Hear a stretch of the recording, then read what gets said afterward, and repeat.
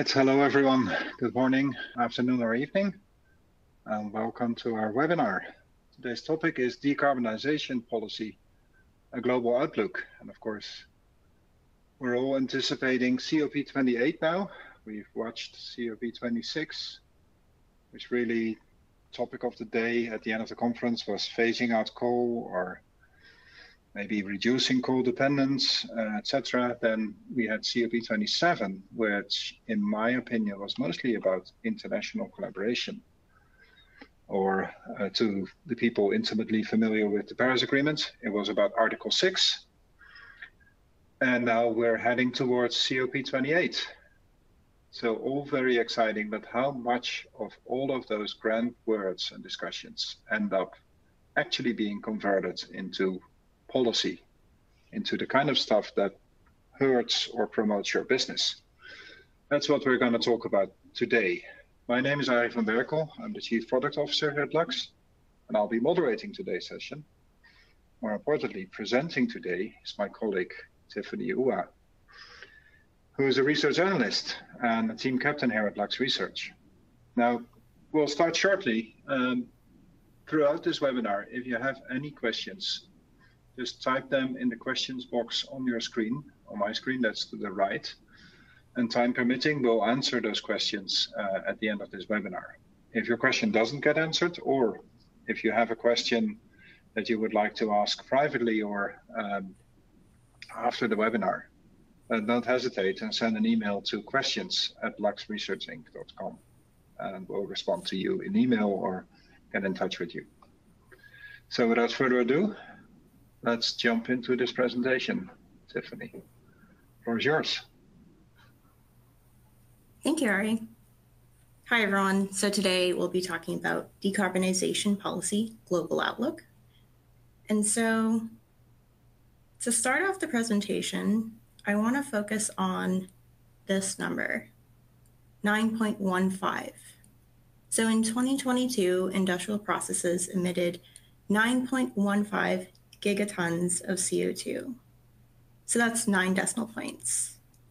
And so this is our problem. This is the industrial industry's problem. And, you know, this is 21% of all total emissions, or a fifth. And this is composed of the steel, cement, and chemicals industry. So it's quite a large problem, but I'm a natural optimist. And I think that, you know, problems mean opportunity. And so I think that there's an opportunity here to look at the change that is needed here. What can we do differently in terms of operations, production, and investment? And to really understand this opportunity, it's important to look at how did we get here, what policies are in place, what policies have happened in the last 2 years, and then how do we look forward and create that opportunity to really decarbonize? So this next slide, I'm going to be looking at the timeline of the last 2 decades and, you know, our attempt to decarbonize. So on this slide, you'll find this red emissions trend line. This is actually from the International Energy Agency from 2022.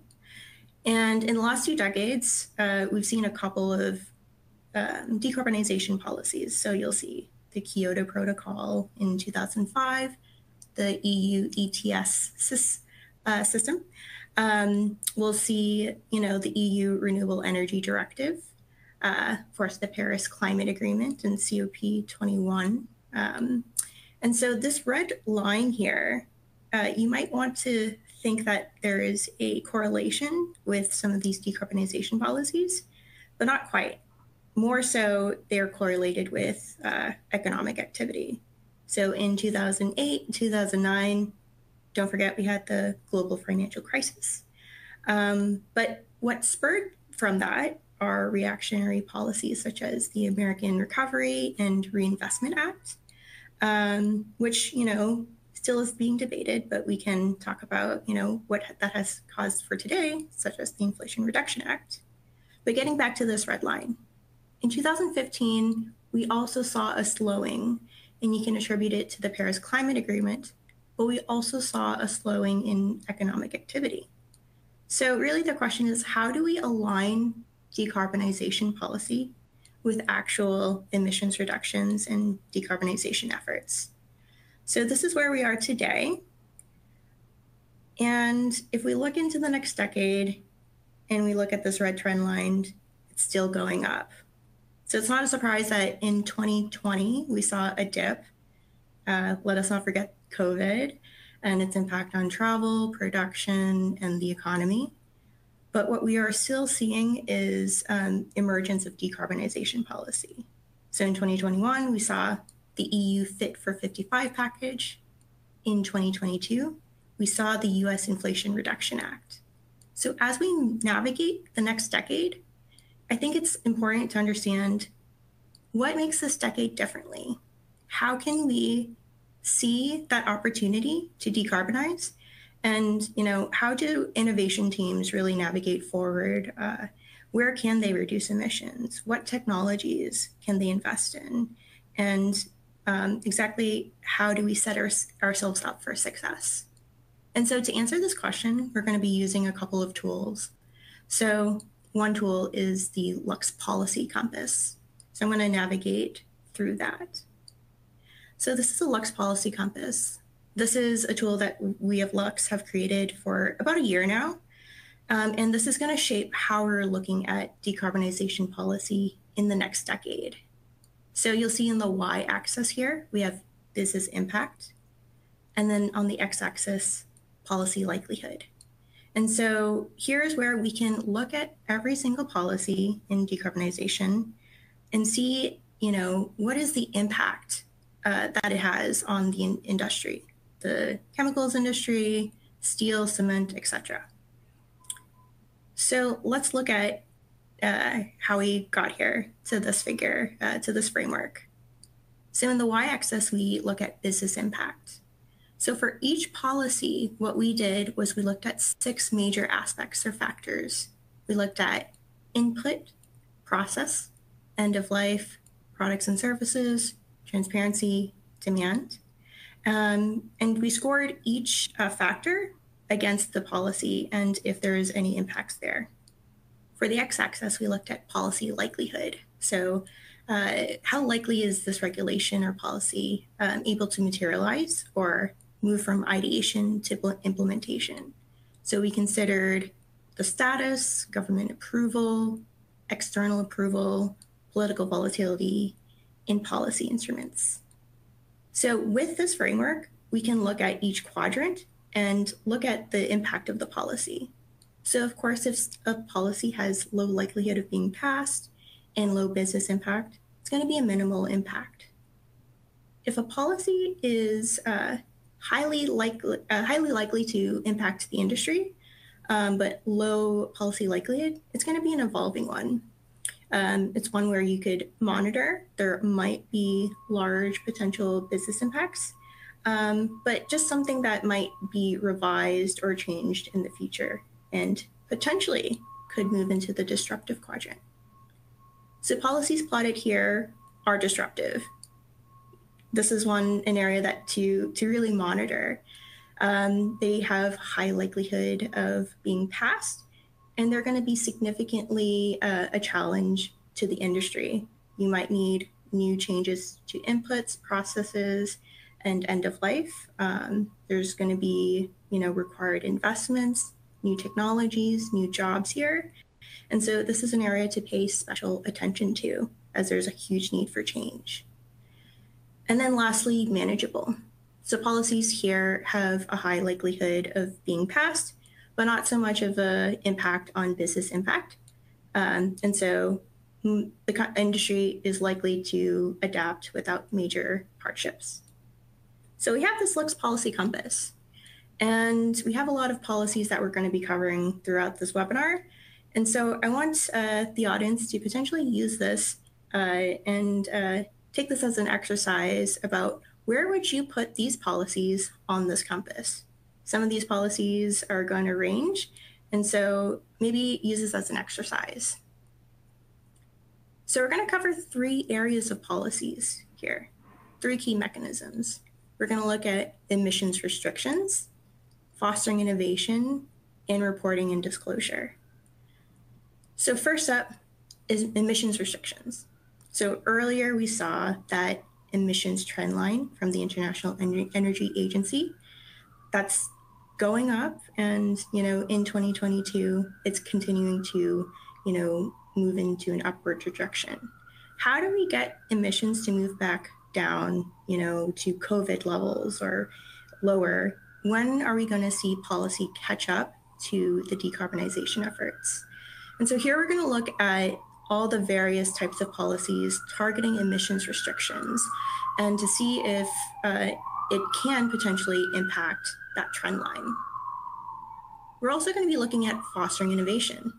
So in the sixth assessment report of the UN IPCC report, they really emphasized rapid deployment of electrification, hydrogen production, alternative industrial processes, and then carbon capture, utilization, and sequestration as key technologies to get us under 1.5 degrees Celsius of warming.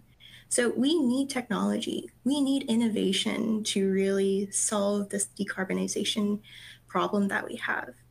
And so we're going to be looking at all of the policies here that foster innovation, and where are these incentives really emerging globally. And then lastly, and this is my favorite, is reporting and disclosure.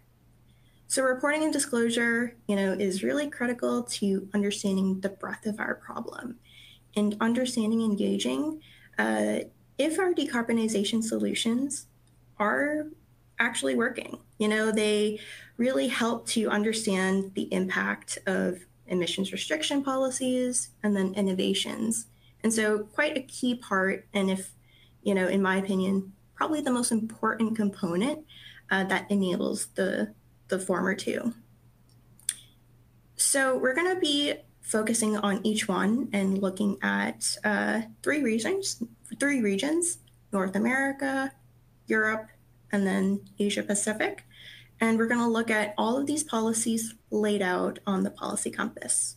So remember that we just reviewed the Lux Policy Compass. Again, use this as an exercise when we go through some of these policies. Where do you think these policies would be placed? How would you rank them? So policies in emissions restrictions. So again, we take a global outlook. We looked at North America, EU, and Asia Pacific. So within North America, we're seeing a couple of emissions restriction policy. In Canada, we've seen the GHG Pollution Pricing Act. This is going to sound quite familiar to a very common system nowadays, very similar to the ETS or emissions trading system. The GHG Pollution Pricing Act in Canada essentially is a cap and trade system. They established a federal price on emissions in provinces of Canada, and this actually began in 2019, and is steadily increasing in terms of the carbon tax there, and has actually been renewed to move forward in the next couple of years. Another one is the California cap and trade. This one you might already be familiar with. This is quite old, actually started in 2006. But, given California's large economy, it's quite expansive. And it's unique as they also, feed back into the economy. They have a greenhouse gas reduction fund, which takes those taxes and then reinvests it into, green technologies and climate technology. So quite interesting to look at a little bit further, and they've also extended this to 2030. I also wanted to mention the U.S. Federal Sustainability Plan. We don't quite see, an expansive ETS for the United States so far, but for the U.S. Federal Sustainability Plan, this is where there are large ambitions, nationally, to reduce GHG emissions by 50 to 52% by 2030 from 2005 levels. So federally, President Biden is really trying to push and catalyze American clean energy, and doing so through federal programs, and enabling the adoption of, plastics, renewable plastics, and clean energy federally. So there's no federal US cap and trade system, but there are discussions of responses to EU activity. And this is where I want to highlight all of the policies in the EU. There's much more aggressive policies here and much more quantity. So early on the timeline, we mentioned the EU Fit for 55. There's a lot here to unpack. Within the EU Fit for 55, there's so many sub-policies underneath. It really captures emissions restriction policy, fostering innovation policy, as well as reporting and disclosure policy. But overall, the goal of Fit for 55 is to position the EU to reduce emissions by 55% by 2030. The next one here is the ETS system. It was set up in 2005, very similar to what we've already discussed, but a follow-up to the ETS system, and we'll focus on this a little bit more in a case study, is the carbon border adjustment mechanism. Now, this policy exists to address issues with the ETS, and it is actually recently, enforced or passed. And so we'll look into that deeper and what this impact will really mean for the EU, but then also globally. And then we also have, lastly, this industrial emissions directive. There are revisions here to also encourage CCUS, and then also additional enforcement and implementation of these technologies and reduction of emissions. So another area to look into. So we've mentioned a lot about ETS. We're going to talk a little bit more about ETS here, where Tokyo, we've seen a Japan ETS recently enacted in the last couple of years. Korea actually has had an ETS for a couple of years now in the mid 2010s. And then in 2021, we've also seen an ETS for China called the China Carbon Market. So there's a lot of ETS systems. It's clear that emissions restriction policy is diffusing or cross-pollinating. But to summarize, what we've really seen is the EU really take the lead here. We've seen the EU done this, time and time again. We've seen this cross-pollination or diffusion with, let's say, the EU REACH policies or the EU REACH. And we might see diffusion happen with the carbon border adjustment mechanism. We're already hearing discussions. So I'll pause here. Where do you guys think that these policies lie on the policy compass, our LUX policy compass? So we're going to look at that here. So here I've plotted all of the emissions restriction policy that we just talked about. And there's a lot to unpack, but a lot of the ETS systems you'll find are in the lower quadrant. If we just look at this manageable quadrant, we see a lot of the EU ETS systems, the Korea ETS, Tokyo ETS, the California cap and trade. But what is going to be more disruptive is going to be this carbon border adjustment mechanism and the package that we see for the EU Fit for 55. And let's dig into a little bit more for that carbon border adjustment mechanism and understand why it could be disruptive. So what is the carbon border adjustment mechanism?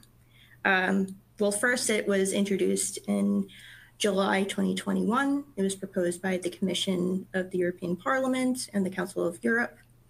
There was some movement in 2022, and recently it's actually entered force in October 2023.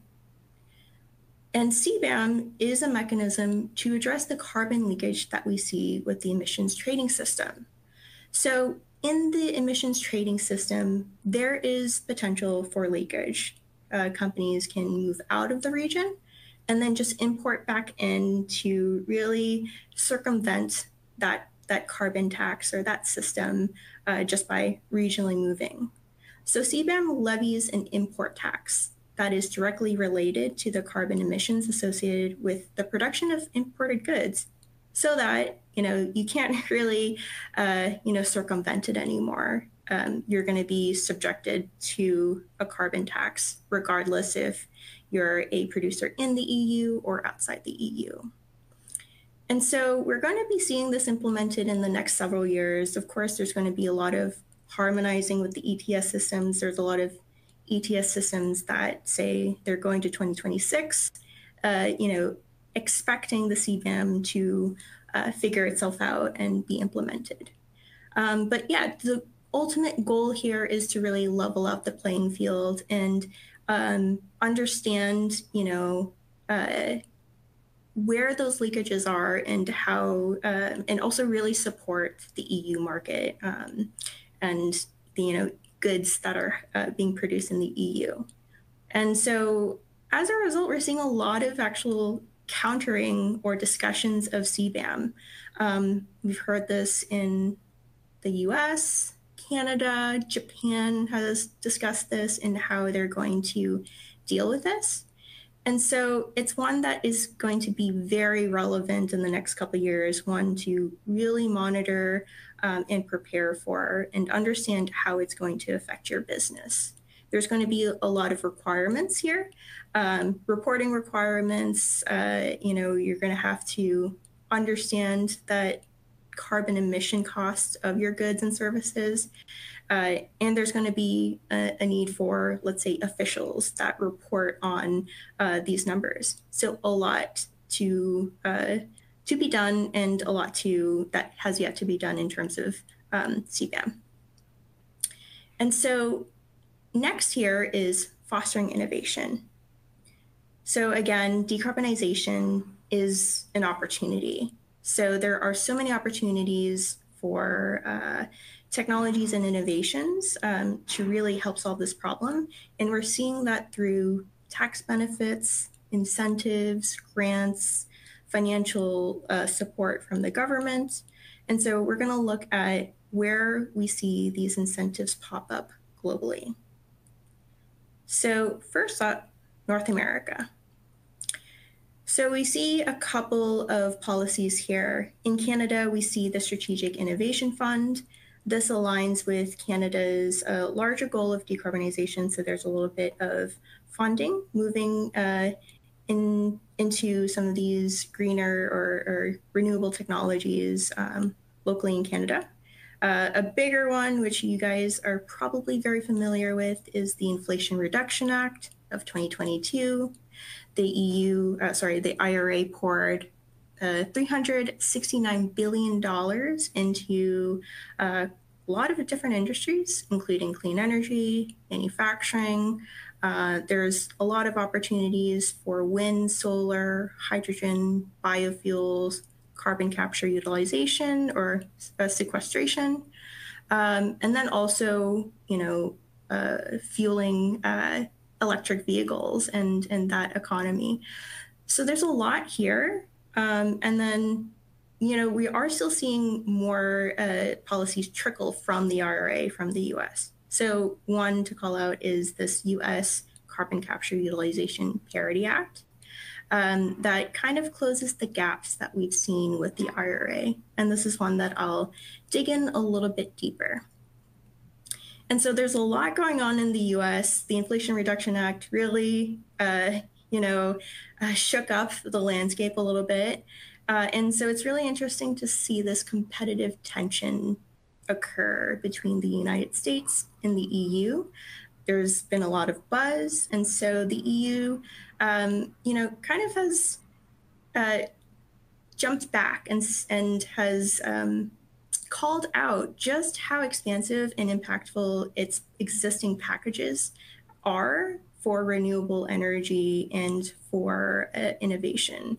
There's so much under the Fit for 55 that might seem buried, but there's so much more funding, even more funding than the IRA, that is just not as, let's say, loud. Within the Fit for 55, we have this EU Green Industrials Deal, also known as the Net Zero Industry Act. And so this act is actually geared towards technology. So the aim of the Net Zero Industry Act is to domestically produce at least 40% of technologies that the EU needs for its 2030 climate strategy. And so there's a lot under here in terms of renewable energy, manufacturing, and then carbon capture. So that also follows up to the next policy, the IED, or the Industrial Emissions Directive. Similarly, there's a boost of innovation here where they're including support through an innovation center for industrial transformation and emissions to really enable and implement these capture technologies for decarbonization. So within the EU, there's so much more that's just a little bit more hidden to counter the Inflation Reduction Act. And in Asia Pacific, we do see a few policies here. In Japan, we see the Japan Green Growth Strategy, which was announced in October 2020. Japan declared its intent to reach carbon neutrality by 2050. And to do that, they have this green growth strategy to tackle energy, manufacturing, and transforming their economy and manufacturing using digital, AI, etc., striving for energy efficiency and automation. And to do that, they've actually invested a couple $1 billion, $16 billion to be exact, towards technology and innovation through the Green Innovation Fund. In China, I've dug through the 14th five-year plan to really understand what is their plan to foster innovation. It seems that China is very focused on transitioning to clean energy away from coal, so ending coal-fired plants, trying to promote, solar, wind, but also transforming and upgrading industries such as the chemicals industry, steel, metals, building materials. So there's a transformation, but it seems very much more retrofitting of the industry and boosting up renewable energy. And so if we look at the space, there's a lot of, competing tension that we're seeing here. It's clear that we're getting more and more ambitious, more and more aggressive in terms of how much money we're pushing to decarbonization, which means there's a lot of opportunity here to see, CCU, renewable might be the solutions to decarbonize. So with all of that, we're going to take a look at the Lux Policy Compass and where these policies lie. So they're very much on the right side of the policy compass. We're seeing the EU Net Zero Industry Act, the IRA, and the Fit for 55 on the right side in the manageable and disruptive quadrant. I want us to focus on the IRA and the CCU Parity Act, where the CCU Parity Act is in the evolving quadrant, but it was just proposed in February 2023, and there's potential for it to move towards disruptive. So let's take a look at one policy that might have some potential impacts for this year and into the next couple of years. So what is the CCU Parity Act? So this is a policy that, like the name suggests, it reaches parity for CCU, or carbon capture utilization technologies, to what we've seen in the IRA for carbon capture sequestration. It was introduced in late February to US Congress, and it increases those incentives to equal what we've already seen in the IRA. I believe it's about $180 per ton. And so we might see that equally for utilization applications such as polymers, such as, steel or cement, for example. And so this is quite impactful because we've been hearing a lot from startups about, they're not really getting the incentives or the support that they need to really enable these technologies. And so this is a potential to really shift what we're seeing in the startup space where they can get that support in terms of that tax credit. And so it's going to cause a lot of incentivizing potentially for these startups to do more. And while this bill has only been introduced, it does have bipartisan support there. It is likely to be passed. And so clients should really consider this in their plan and understand what investment opportunities might benefit from this. What innovation activities can you look at that would open up opportunities here? So I'll leave you with that for this section. And so this last section, again, this is my favorite, to really understand the issue of decarbonization, we really need to understand where are we emitting, how much are we emitting at the macro and micro level. And so there's actually quite a lot that's happening in reporting and disclosures.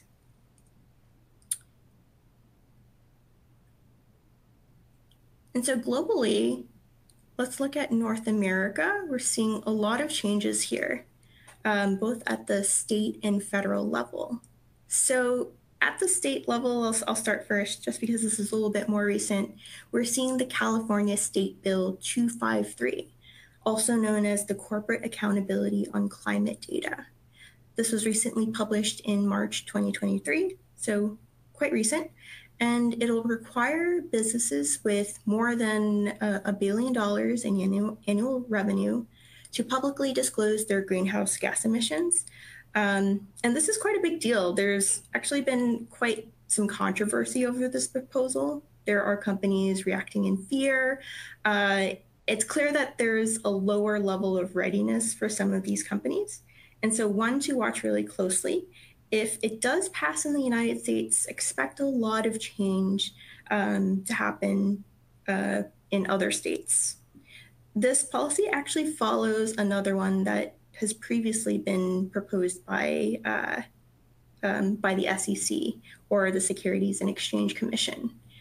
This actually was proposed in March of 2022. And similar to what we've seen in the California state bill, we've seen a lot of controversy or pushback, where similarly, this policy would require disclosure of climate-related information, greenhouse gas emissions, water resources, biodiversity, etc. And we've seen some pushback saying that, it would provide excessive hardships to disclose and get all this information. Some even say that it is a hindrance to innovation and would negatively impact their business. But we're still seeing this brought up again. There's still a lot of uncertainties, however. And I think that it's even more uncertain as we move into, the year of elections next year. And so quite uncertain if we can just imagine where this is on the Lux policy compass, probably more on the left side here. But what is more certain than, let's say, the North America landscape is the Europe landscape for reporting and disclosures. Actually very certain, because some of these policies have already been enacted. For the EU Corporate Sustainability Reporting Directive, this was actually passed and went into force earlier this year in January 2023. We'll touch upon this a little bit more just because there's a lot to unpack, but we're already seeing widespread preparation for this and, trying to align with tools, standards, and procedures. And there's more pressure than ever to get your reporting, sensing, and all of your tools in place for this. Similarly, we've seen the UK with their streamlined energy and carbon reporting policy. This was actually a little bit older than the EU, but quite similar. We're already seeing, this diffusion of policies in the EU and expanding outwards. And we're also seeing reporting disclosure policies in APAC or Asia Pacific. In Japan, we are seeing some movement, quick movement of policies for reporting and disclosure. They really rely on the Task Force on Climate-Related Financial Disclosures, and they're really expanding on this. And so one to really watch out for as this policy, the transformation of their policy could be seen in the next couple of years. And then similarly in Korea, we also have some reporting here on climate disclosures, a little bit more broader in terms of ESG reporting as well. But they are also really expanding this in terms of who it covers, what it covers, and strengthening the guidance and standards here. In China, we're also seeing disclosure requirements. So China's environmental information disclosure rule will make it disclosures mandatory for listed firms. This is something that is quickly moving. This was actually very recently done this year. There are previous disclosure rules for certain types of companies, but they are quickly expanding the requirement and who needs to disclose climate-related information and then the depth of information. And so let's take a look at the landscape and where we'd plot them. And so if we just look at the quadrants, they're very much restricted on the lower portion. And reporting disclosure is quite manageable. It really entails doing some carbon accounting, carbon inventorying, and potentially using some tools to capture, all of your processes. But, it potentially could move to disruptive depending on exactly what those requirements are. But here's where I do want us to really look at the EU Corporate Sustainability Reporting Directive. We've set it to, the very right. It's already passed. And it's one that is going to affect a lot of different companies, even if you're not in the EU. So the Corporate Sustainability Reporting Directive was proposed in 2021. It is now enforced, but it won't actually be enacted until, or reporting won't actually happen until 2025, and you will have to prepare in 2024. So it includes reporting on emissions such as scope 1, 2, and 3, and it will also cover other ESG factors. So that's going to include, any climate change adaptation, water, marine resources, circular economy, pollution, biodiversity. It'll also, of course, include social rights, human rights, and governance factors.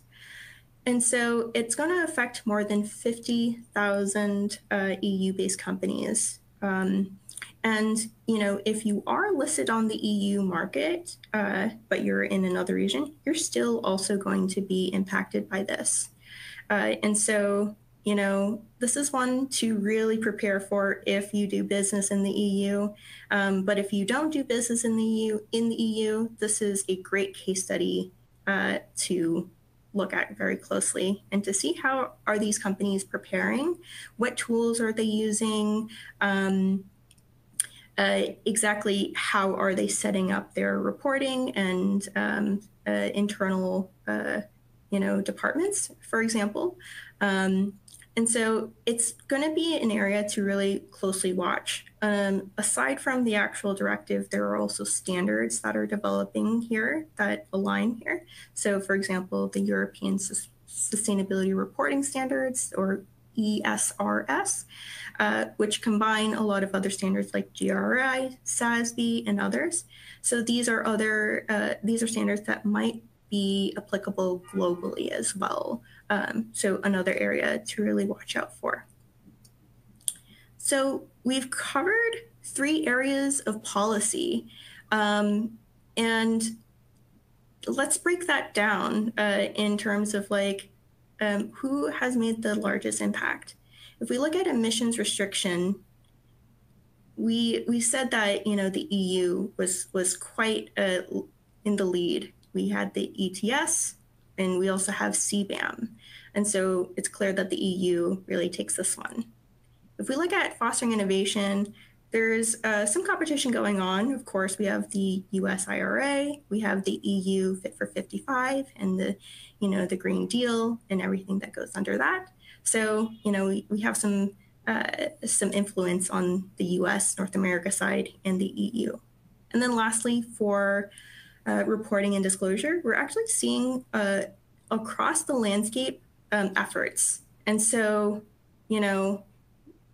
when we look at that, how do we navigate the next decade? We saw there's influence in the EU and a lot of policies emerging across areas, regional areas. So let's get back to this question. What makes this decade differently?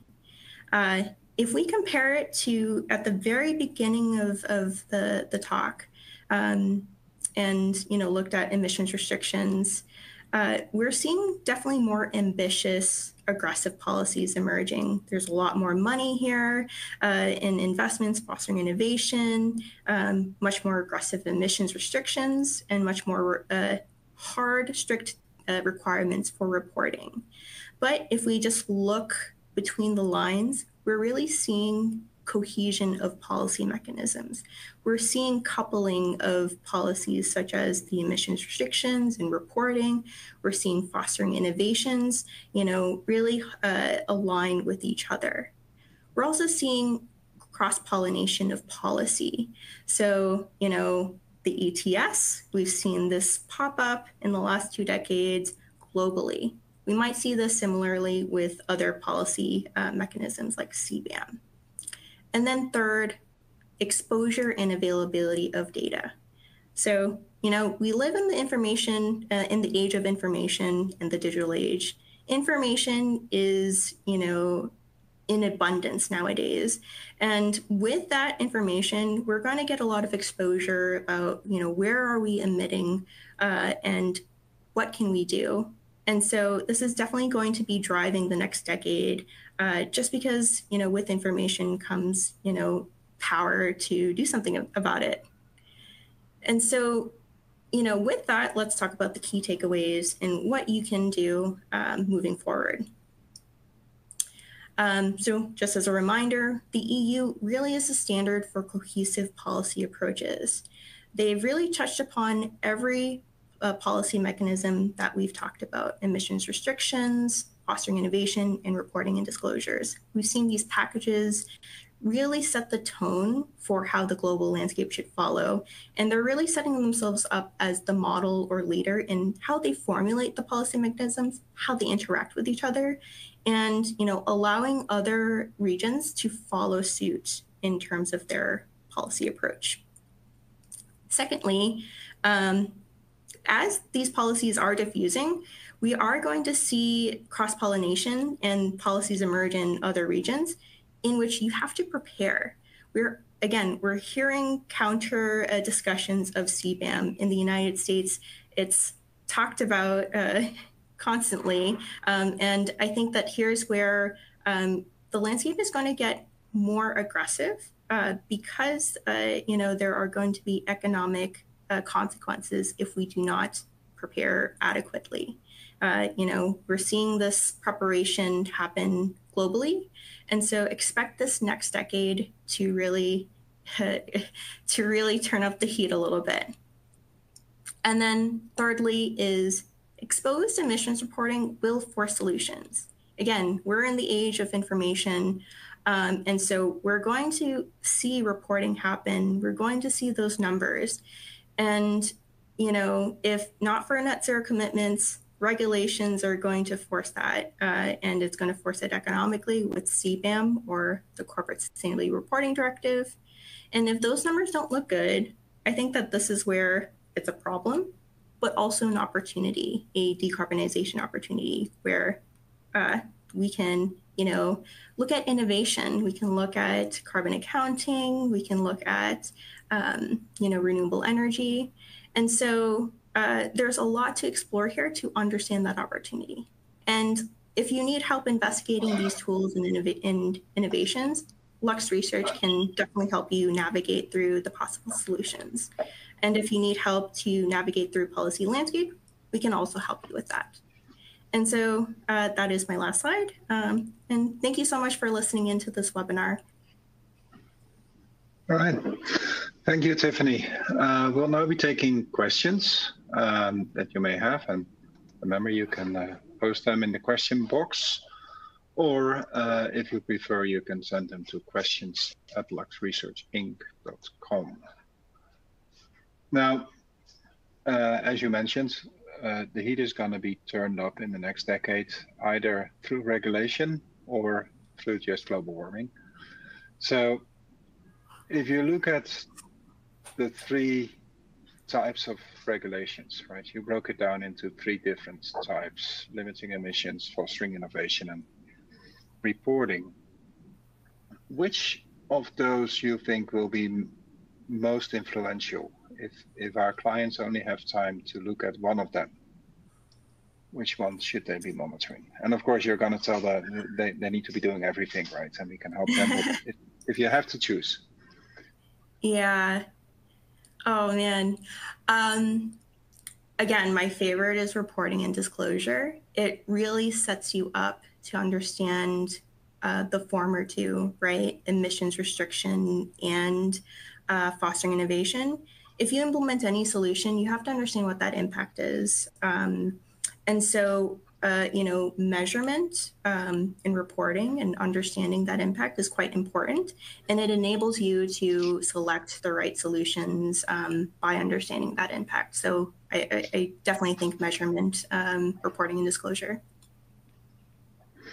So no more hiding, no more greenwashing, right? Just Absolutely. looking at some other questions here.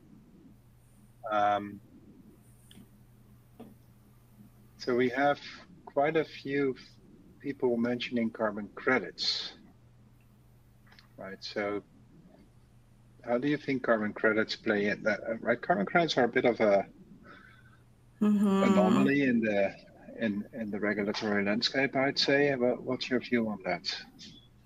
Is it regulation at all, or is it a greenwashing after all? There's a lot of discussion on this in terms of how it will interact or account in, let's say, the carbon border adjustment mechanism. I actually think that it's still not very clear. And in terms of the landscape, there's so many ways or so many different measurements of carbon offset solutions. And so there's so much uncertainty here. And, I think given that uncertainty, I don't believe that we'll see it, at least integrated anytime soon, unless that's figured out. But Ari, I know that, you looked at CBAM. Any thoughts there yourself? So I think it's mostly reporting, I think, that will affect carbon credits. I think carbon credits, most of them are highly suspect in the sense that they shift carbon around, but don't really help to reduce or even take carbon out of the system. So you better come well prepared with evidence if you're going to claim that you are saving the day with carbon credits. And I think reporting is going to expose a lot of those weak carbon credits. Now, our producer here is anxiously looking at the time and told me we only have time for 2 questions, but so many good questions are still rolling in. So I'm gonna just go rogue here and ask one final question. And that's really about the extent of the analysis you did, Tiffany. So you looked at the US, China, EU, you took a glance at places like Japan and Korea. Mm-hmm. You may have alluded to Australia, but what's the global south going to do? What is right? There's lots of people living in Africa, India.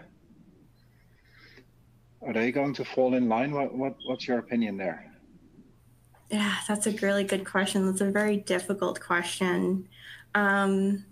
So, in terms of how do we fuel innovations, there's a lot that the global south does in terms of resources, in terms of manpower, and I do think that this is where there's so many opportunities that are untapped in the global south, in terms of where they are in terms of decarbonization.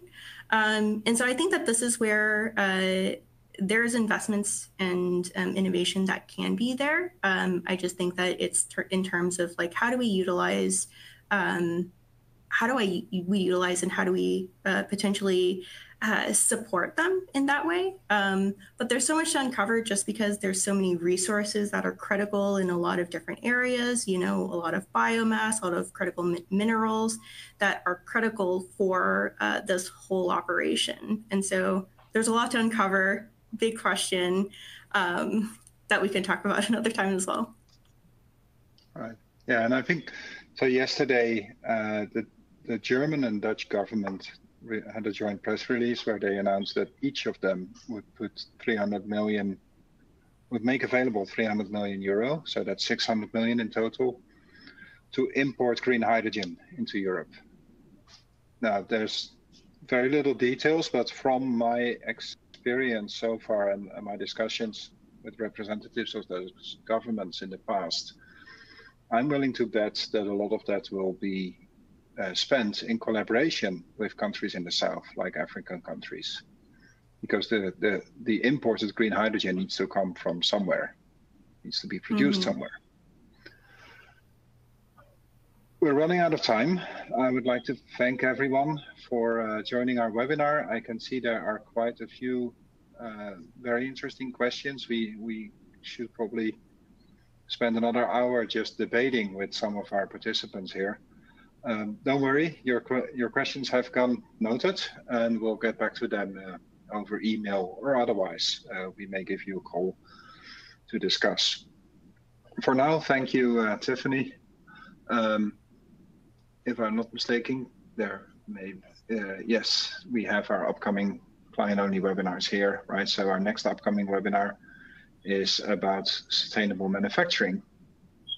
So make sure to have a look at that. And after the conclusion of this webinar, we'll send you a survey for feedback on the presentation and the topic and on DAX in general. So please take a moment and fill out the survey. For now, thanks for joining and have a great rest of your day.